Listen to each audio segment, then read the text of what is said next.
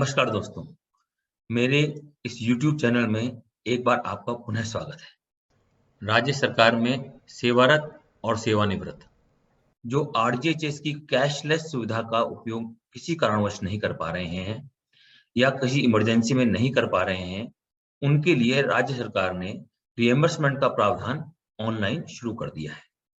इस प्रावधान को हमें कैसे काम में लेना है, क्या-क्या डॉक्यूमेंट्स जरूरत पड़ेगी और क्या-क्या सावधानियां हमें रखनी है, इस विषय में ये वीडियो तैयार किया गया है। आपको इस वीडियो को बहुत ध्यान से देखना है क्योंकि यह वीडियो आपको रिएम्बर्समेंट के क्लेम भरने में पूरी जानकारी देगा। तो आइए शुरू करते हैं रिएम्बर्समेंट क्लेम कैसे भरें। इससे पहले मेरे इस वीडियो को शेयर, लाइक और सब्सक्राइब करना ना भूलें और बेल आइकन जरूर दबाएं ताकि मेरे आगे आने वाले वीडियो आपको सरलता से मिल जाए।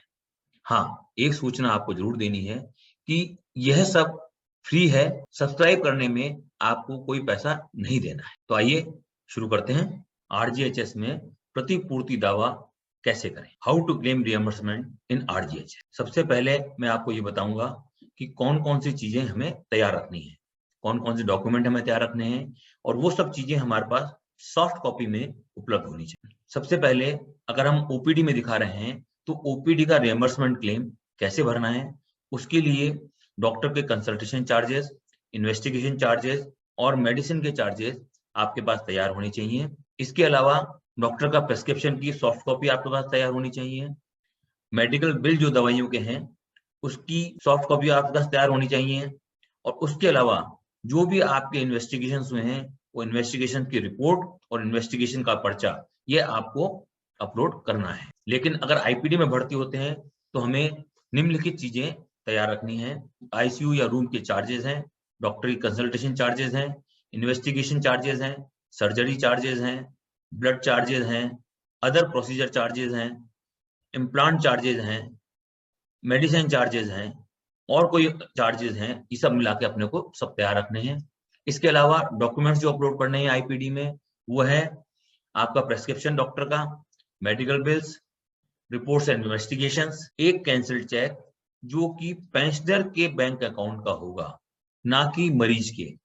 अगर मरीज स्वयं पेंशनर है तो उसका तो होना ही है, लेकिन अगर कोई दूसरा मरीज है तो भी पेंशनर का ही कैंसिल चेक इसमें हमें अपलोड करना है। ये मैं आपको क्लियर कर रहा हूं क्योंकि लोग अक्सर इसमें गलती करते हैं। डिस्चार्ज समरी, डिटेल्ड बिल और पेमेंट रिसिप्ट, ये सब डॉक्यूमेंट हमें तैयार रखने हैं। उसके बाद ही हम रिएम्बर्समेंट क्लेम अपलोड करने का प्रोसीजर जारी रखेंगे। तो आगे आगे चलते हैं। सबसे पहले हम एसएसओ लॉगिन में जाएंगे, अपना लॉगिन आईडी पासवर्ड डालेंगे, कैप्चा डालेंगे, फिर हम लॉगिन करेंगे। तो यहाँ पर अब दो चीजें आती हैं। पहली चीज ये कि जो वर्किंग है और दूसरे वो जो रिटायर्ड है। वर्किंग वालों के लिए आप देख रहे हैं लेफ्ट में आपको एक हाईलाइट जो दिख रहा है, एक आदमी का उसमें प्लस नजर आ रहा है, that is G2G, government to government, यानी जो वर्किंग है। और इसके बाद जो नेक्स्ट आ रहा है वो आ रहा है सिटीजन ऐप जो है G2C, यानी जो रिटायर्ड लोग हैं उनके लिए है। तो सबसे पहले हम जो भी हमारी कैटेगरी उसको चूज करते हैं और इसको खोलते हैं। तो पहले मैंने रिटायर्ड वालों की कैटेगरी ली है। इस कैटेगरी में हम जैसे खोलेंगे हमें आरजीएचएस का ऐप नजर आएगा। आरजीएचएस का फॉर्म क्लिक करेंगे, ये लोड होगा और आप देखें एक अपने सामने एक नई विंडो खुल गई है। इसमें अब जो सामने हमारे मुख्यमंत्री महोदय नजर आ रहे हैं, जो विंडो खुली है इसको हम बंद कर देंगे। वर्किंग कर्मचारी जब आरजीएचएस को क्लिक करेंगे तो उनके ये 6 ऑप्शन नजर आएंगे, जिसमें राइट में सबसे नीचे है रिएम्बर्समेंट। आप देख रहे हैं सबसे नीचे रिएम्बर्समेंट है। और जो सेवानिवृत्त हैं वो क्लिक करेंगे तो उनके पहले ये 6 ऑप्शन आएंगे। उसके बाद को नीचे स्क्रॉल करेंगे तब लास्ट में इनको रिएम्बर्समेंट का ऑप्शन नजर आएगा। जैसे हम इसको दबाएंगे क्योंकि इसके बाद प्रक्रिया सेम है, यहाँ तक प्रक्रिया दोनों की अलग है, वर्किंग और रिटायरमेंट की। इसके बाद दोनों की प्रक्रिया सेम है। तो इसके बाद हम आगे चलते हैं। ये आपका रिएम्बर्समेंट का ऐप खुल जाएगा। यहाँ पे सबसे पहले आप देख रहे हैं प्लीज सेलेक्ट। सेलेक्ट क्या करना है हमें? यहाँ पे हमारे पास दो ऑप्शन है, न्यू क्लेम और ट्रैक योर क्लेम। यहाँ पे पहले हम न्यू क्लेम, क्योंकि पहली बार हम क्लेम भर रहे हैं, हम यहाँ पे न्यू क्लेम चूज करेंगे। तो ट्रैक योर क्लेम उनको चूज करना है जो ऑलरेडी क्लेम भर चुके हैं। तो यहाँ पे हम पहले न्यू क्लेम चूज करेंगे। न्यू क्लेम हमने चूज किया और ये आप देख रहे हैं न्यू क्लेम आ गया। उसके बाद आप देखेंगे जो डिटेल खुली है उसमें आपके आरजीएचएस का कार्ड नंबर अपने आप आ जाएगा। यहाँ पर पेशेंट का नेम और क्या क्या चीज भरी हुई आ जाएंगी, देख लीजिए आप। एम्प्लॉय कैटेगरी कौन सी है, ये आ जाएगी भरी हुई इसमें। बैंक आ जाएगा, पेंशनर का बैंक नंबर आ जाएगा। बेनिफिशियरी कौन है, बेनिफिशियरी हमेशा पेंशनर ही है, चाहे उसके परिवार मेंबर का इलाज हो, लेकिन बेनिफिशियरी ऑलवेज पेंशनर, हमेशा पेंशनर ही है। यहाँ पे बेनिफिशियरी का नाम आ जाएगा जो कि पेंशनर है, और उसके अलावा उसके बैंक अकाउंट की डिटेल यहाँ पर आप देख रहे हैं आ जाएंगी। यहाँ पर आ जाएगा आपका कितना आपने इस्तेमाल किया है, कितना बैलेंस है, सब चीज आ जाएंगी। और यहाँ पर बेनिफिशियरी का अकाउंट नंबर आ जाएगा। हमें क्या करना है, पेशेंट का नाम चूज करना है। हमने जैसे इसको क्लिक किया, पेशेंट के नाम, हमारा 2 नाम आ रहे हैं, हमने एक को चूज कर लेंगे। हमने चूज कर लिया। उसके बाद बेनिफिशियरी की ईमेल आईडी है, ये बेनिफिशियरी हमेशा पेंशनर है, तो पेंशनर की मेल आईडी हम यहाँ पे डाल देंगे। हमने ये डाल दिया। इसके बाद हम नीचे स्क्रॉल करेंगे तो यहाँ पर हमें क्लेम की डिटेल भरनी है। सबसे पहले हमें भरना है टाइप ऑफ रिएम्बर्समेंट। यहाँ पर हम देख रहे हैं कि आईपीडी और डे केयर और ओपीडी, 2 आपके ऑप्शन है। जो ऑप्शन चूज करेंगे उसी ऑप्शन के हिसाब से आगे डिटेल आएंगी। मैंने आपको बताया था कि ओपीडी अलग है और आईपीडी अलग है। तो सबसे पहले हम यहाँ पर ओपीडी चूज करते हैं, टाइप ऑफ केस चूज करते हैं, इसमें इमरजेंसी है या रेफरल है, उसको चूज करेंगे। जैसे हमने रेफरल किया, अब आएगा केस, किस तरह का केस है आपका, ये केस भरना है यहाँ पे अपने को। अगर आपको कुछ समझ में नहीं आता है तो any other disease decided by the government, आप उसको भर दें।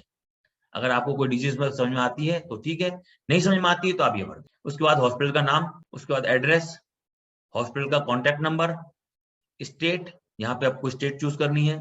उसके बाद आपको डिस्ट्रिक्ट चूज करनी है। उसके बाद हमें प्लेस जो है वो चूज करनी है, वहां का पिन कोड चूज करना है, डॉक्टर का नाम चूज करना है, डेट ऑफ एडमिशन चूज करनी है, और डेट ऑफ डिस्चार्ज चूज करनी है।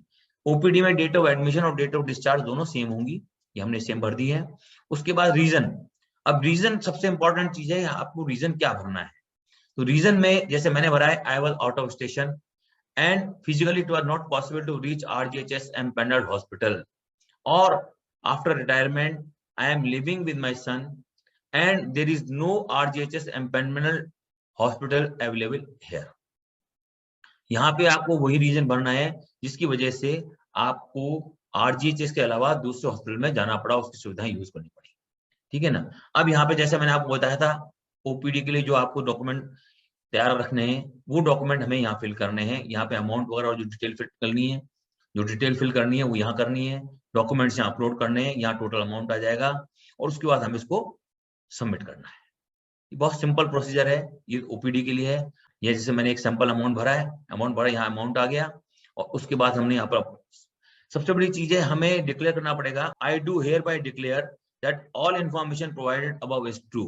इसको आपको टिक करना है, तभी ये आगे चलेगा, और इसको हम यहाँ पर सबमिट कर देंगे।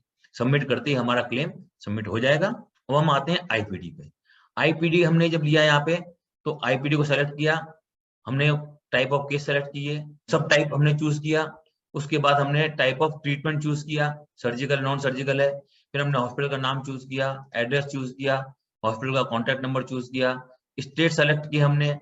उसके बाद हमने डिस्ट्रिक्ट सेलेक्ट की, उसके बाद हमने जगह सेलेक्ट की, फिर हमने वहां का पिन कोड डाला, डॉक्टर का नाम डाला, ये सब तैयार कर लिया, हमने डाल दिया।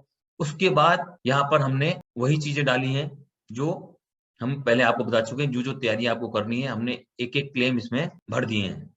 इसके बाद हमें सारे प्रेस्क्रिप्शन और जो चीजें मैंने बताई थी शुरू में वो अपलोड करनी है। उसके बाद हमें ये चेक बॉक्स करना है कि आई डिक्लेयर, इसको चेक बॉक्स करना है, और उसके बाद हमें सबमिट करना है। सबमिट करते ही आपका क्लेम सबमिट हो जाएगा।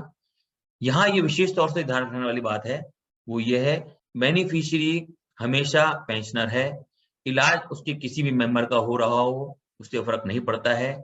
सारी डिटेल्स बैंक की, एड्रेस की, टेलीफोन नंबर की, वो सब बेनिफिशियरी की ही आएंगी।